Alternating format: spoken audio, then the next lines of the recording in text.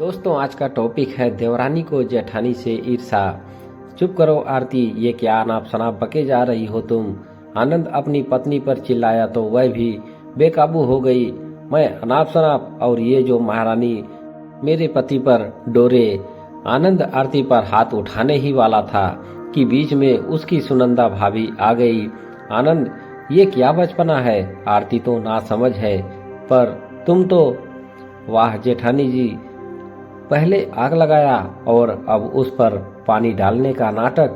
पैर पटकती हुई आरती अपने कमरे में चली गई। आरती जब इस घर में आई तब सुनंदा की गोद में 6 माह की बेटी थी। साल भर बाद वह भी एक बेटे की मां बन गई।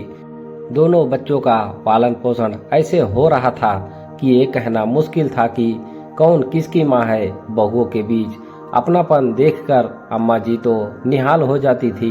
दोनों भाई भी जब मोहल्ले में पारिवारिक कलह की बातें सुनते थे तो उन्हें अपनी अपनी पत्नी पर बहुत गर्व होता था।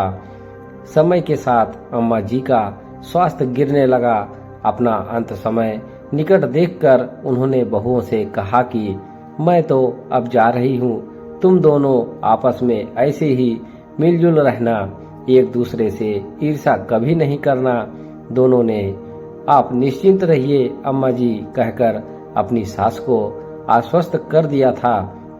एक दिन सुनंदा की बेटी अपना रिपोर्ट कार्ड दिखाते हुए बोली, माँ मैं क्लास में अव्वल आई हूँ। सुनंदा ने यह खुशखबरी आरती को सुनाई तो वह कांटों पर लौटने लगी, क्योंकि उसका बेटा 2 विषय में फेल हो गया था। बस उसी दिन से आरती को अपनी जेठानी और उसकी बेटी से ढा होने लगी थी। बात बात पर सुनंदा की गलतियां निकालती और उसके बनाए खाने में कभी नमक तो कभी मिर्ची मिला दिया करती थी। यहाँ तक कि सुनंदा की बेटी भी की कापियां भी इधर उधर कर देती ताकि वह पढ़ ना सके। सुनंदा सब जानकर भी चुप रहती। भाइयों से भी आरती का व्यवहार छिपा न था।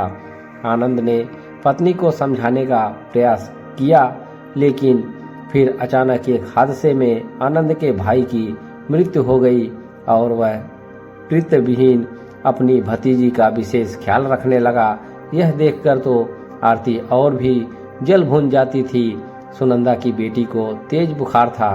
आनंद शाम को आया तो अपने कमरे में ना जाकर भतीजी को देखने भाभी के कमरे में चला गया और इसी बात पर आरती ने बखेड़ा खड़ा कर दिया। सुनंदा के चरित्र पर लांछन लगाया जो आनंद से बर्दाश्त नहीं हुआ और कमरे में आकर आनंद ने देखा कि आरती उसके मायके जाने की तैयारी कर रही है। वह शांतिपूर्वक आरती से बोला, जाना चाहती हो तो मैं रोकूंगा नहीं, लेकिन आरती जिसने हम पर एहसान किया हो उसके लिए कांटों पर लौटना तो ठीक नहीं है। एहसान हम पर किसने एहसान किया है। आरती तीखे स्वर में बोली, याद है जब तुम्हारा अपेंडिक्स का ऑपरेशन होने वाला था तब 10,000 रुपए कम पड़ रहे थे। जानती हूँ मेरे पापा ने दिए थे। नहीं आरती, भाभी बोली कि आरती के पिता से पैसे लेना उचित नहीं है। अब आरती हमारे घर की है, उसके सुख दुख की जिम्मेदारी भी हमारी है।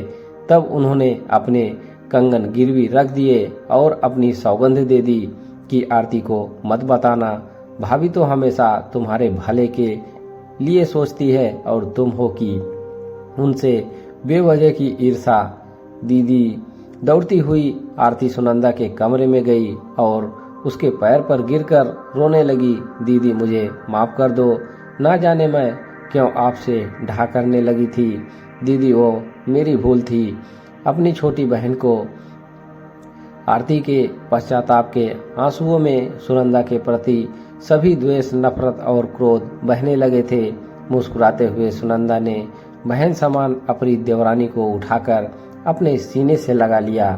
दोस्तों ऐसी ही रोचक कहानी सुनने के लिए हमारे चैनल को सब्सक्राइब करना ना भूलें और बेल आइकन को जरूर दबाएं। हमारे चैनल पर बने रहने के लिए आप सभी का धन्यवाद।